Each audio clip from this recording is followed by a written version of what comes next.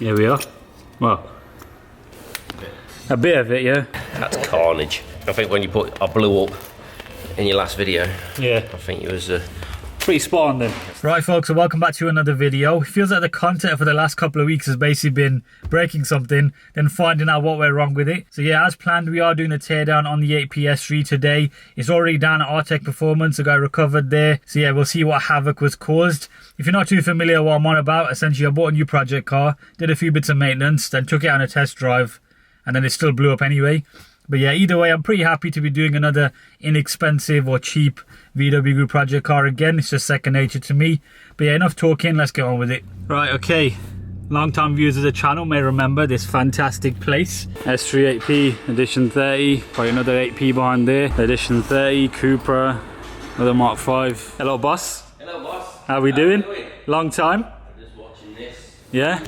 Oh, okay, you're just watching all the errors that I may have made. The best light you want. Oh, that and that. Can you edit beeps when you put these videos on?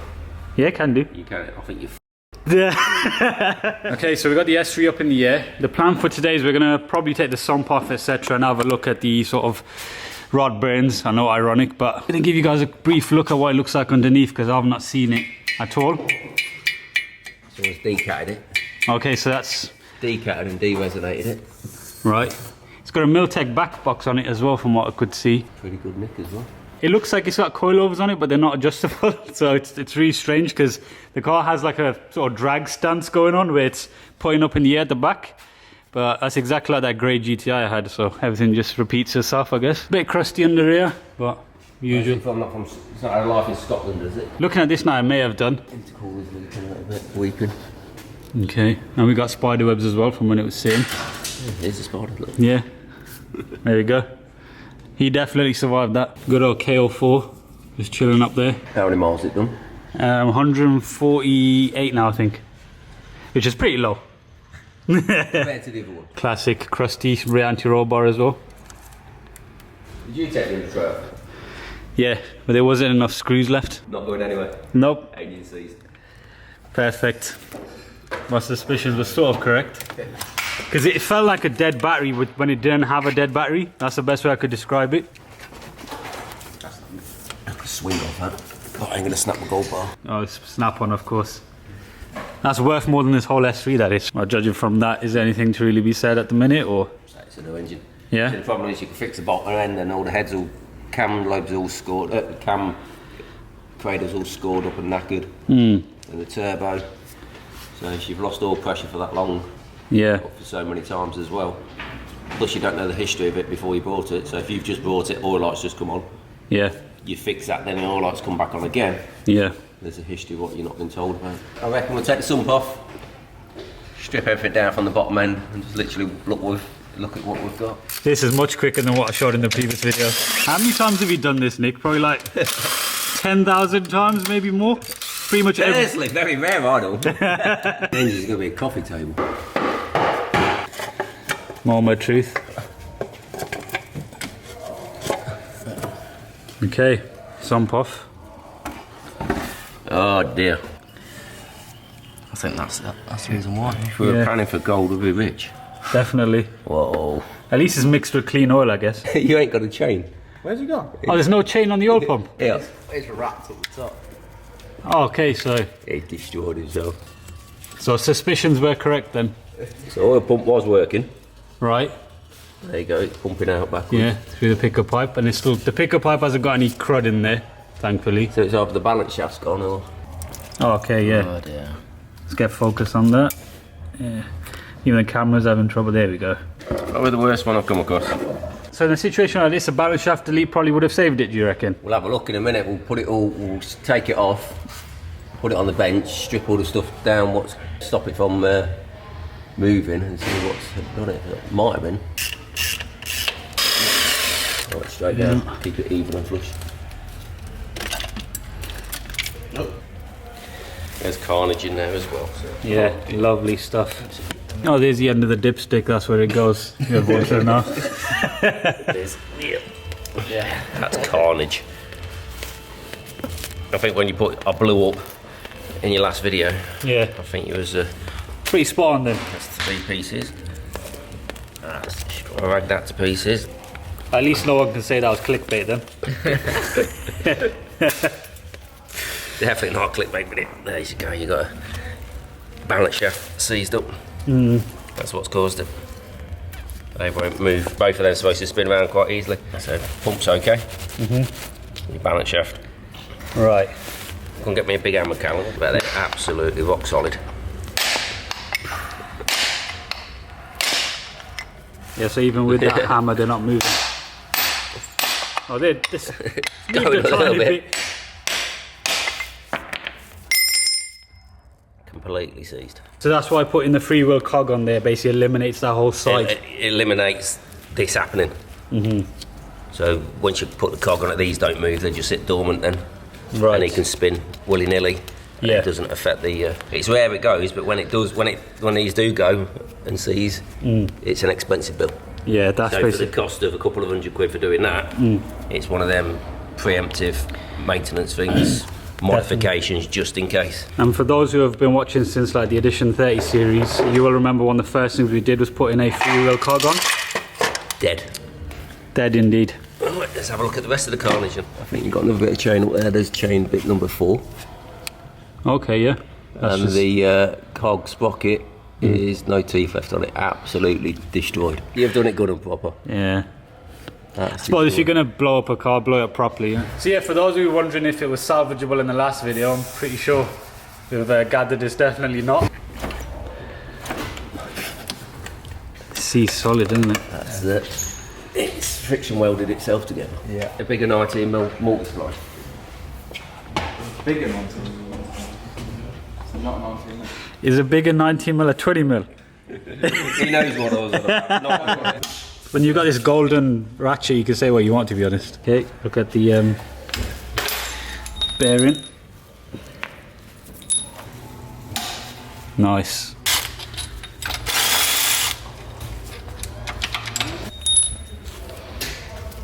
nice. Chain, if you look up there, you see where the chain's stuck? Yeah, It's actually melted through the metal. it's like wedged alongside itself, isn't it? Doubled itself up by the looks of it, and it's literally Yeah. stuck.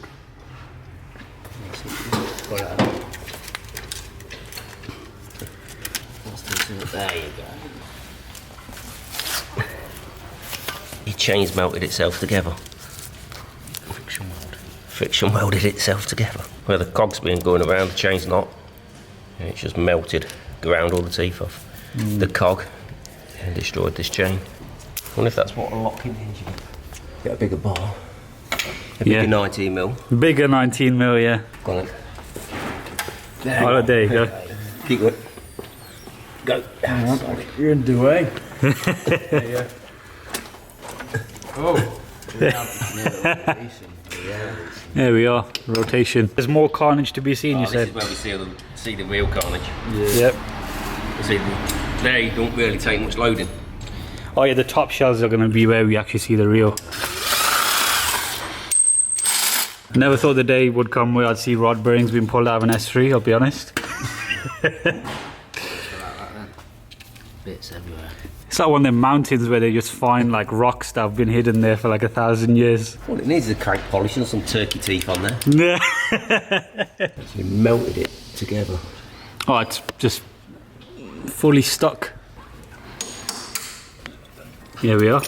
Well, a bit of it, yeah. That is fantastic, that. What are you saying, Nick? Yeah. Ted? A bit of a polish up here, right? Yeah. Bit of elbow grease. That's it. You know it's an issue when it has to come off with a hammer, isn't it? Yeah. Wow.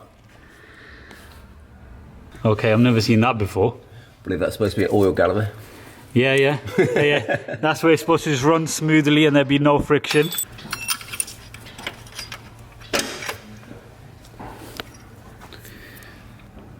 Yeah. So it's this end of the engine what's took all the... Right by the oil pump side. I mean, all said and done, Nick, this is a pretty interesting way to start another TFSI series by completely taking one apart. blowing it up before anything starts. There we are. No, it did. That one isn't even like straight on the edges anymore. It's just flattened. Even the camera's like, no, I don't want to focus on this thing. Don't get my legs in. My chicken legs. There we are, finally. Nando's will be after me. That is completely destroyed. See his bottom end, no oil pressure. Zero oil pressure. Okay, so we're slowly building up a bit of a graveyard here. We'll get to it all probably towards the end because we're going one step further. So what's the plan here, Nick, then? Going to see what damage has been done to the head. So you may remember in the last video we did the cam follower in there, which is all new. Plugs are new as well. Not that it matters at this point. It's had some work done before, all this has been off. Yeah. Different clips are all in a different angle.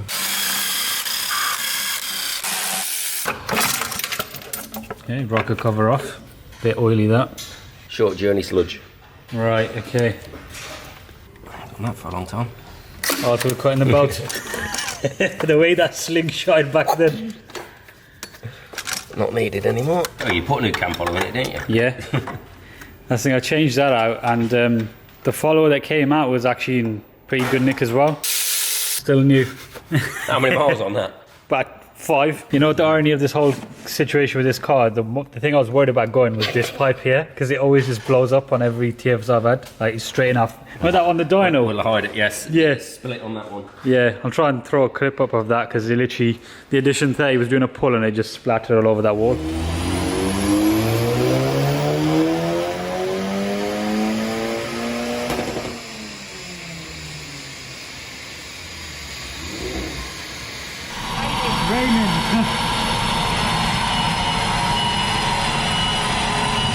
Golden box, is it? The junction box. It's that normal, the one that always goes. Typical one.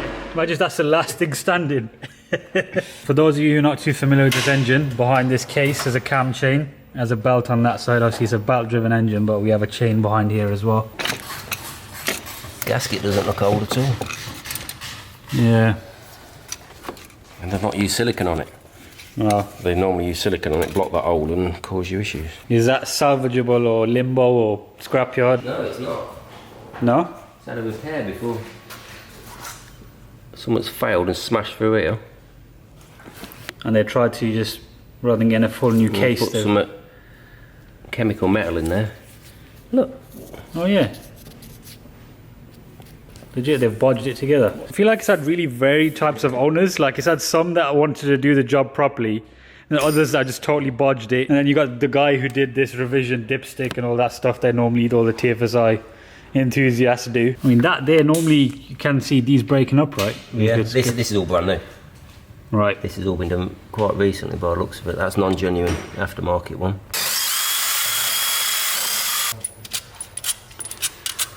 I mean, we could say there's enough screws holding that in.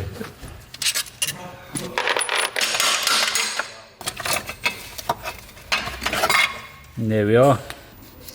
Yeah, some scoring in there. Not shiny, but nicely scored up on this end lobe. Right. Journal, that's it. Gone silver. See it on here. Yeah, you can see that. Metal pickup. Yeah, you can see it there. It's a bit.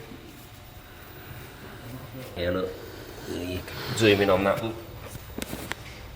The rest of them, Yeah. not too bad.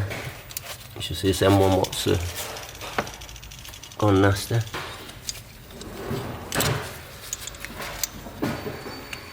That is non-genuine. Non-genuine chain intentional. Yeah. Everything genuine.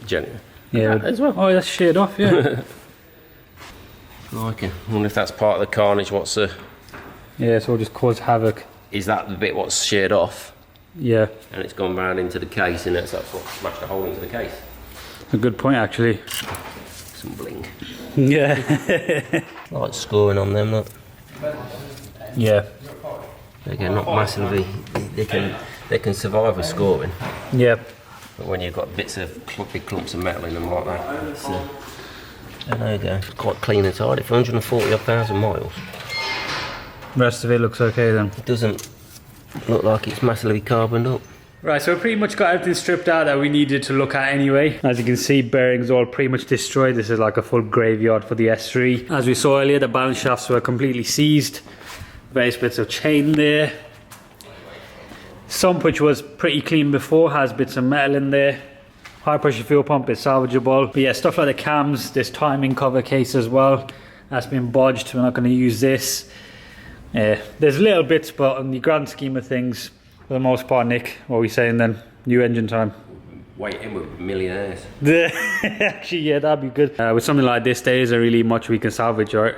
No, game over with it really. Another engine. Yeah. I'll buy a complete second-hand engine, drop it in. Yeah. I'll buy something that's probably got less of an issue. Yeah. Build it, forge it. Right. Chuck it in. Then we'll tune it to 500 brake, then blow it up. That's the fun bit I'm looking forward to. You blew it up before it got tuned. Yeah, that's the irony of it. Like, now we've got a chance to do a full send map. Just the thought at 500 brake killed it. Yeah. Random laser blue Mark V GTI there.